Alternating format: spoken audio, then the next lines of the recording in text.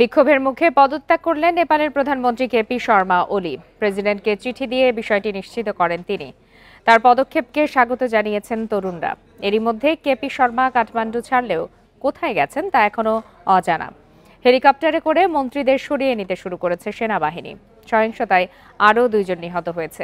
এ নিয়ে প্রাণহানি বেড়ে দাঁড়িয়েছে 21 জনে।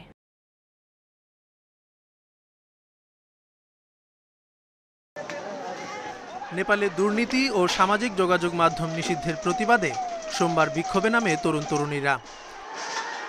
বিক্ষোভ এক পর্যায়ে সহিংসতায় রূপ নিলে ঘটে হতাহতের ঘটনা। এতে ক্ষোভে ফুঁসে ওঠে বিক্ষোভকারীরা। এক পর্যায়ে পদত্যাগ করেন স্বরাষ্ট্রমন্ত্রী। পরিস্থিতি নিয়ন্ত্রণে মঙ্গলবার সামাজিক যোগাযোগ মাধ্যমের উপর নিষেধাজ্ঞা তুলে নেয় নেপাল সরকার। তবে এরপরও থামেনি বিক্ষোভ। একসময় সরকার পতনের আন্দোলনের রূপ নেয় এই বিক্ষোভ। সোমবারের হতাহতের দায় নিয়ে প্রধানমন্ত্রীকে পদত্যাগের দাবি তুলেন বিক্ষোভকারীরা। এক পর্যায়ে আগুন দেয়া হয় পার্লামেন্ট ভবন এবং প্রেসিডেন্ট, প্রধানমন্ত্রী ও অন্যান্য নেতাদের বাসভবনে। এদিন পদত্যাগ করেন আরও 2 মন্ত্রী। পরিস্থিতি বেগতিক দেখে প্রধানমন্ত্রী কেপি শর্মা ওলিকে পদত্যাগ করতে বলেন অন্যান্য মন্ত্রী ও সেনাপ্রধান।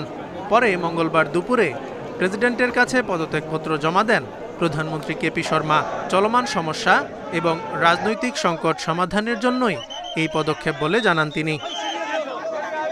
এরই মধ্যে নতুন প্রধানমন্ত্রী নিয়োগের প্রক্রিয়া শুরু করেছেন প্রেসিডেন্ট রামচন্দ্র পাউডেল। এদিকে প্রধানমন্ত্রীর পদত্যাগকে স্বাগত জানিয়েছে বিক্ষোভকারীরা। তবে বিক্ষোভ অব্যাহত রেখেছে তারা।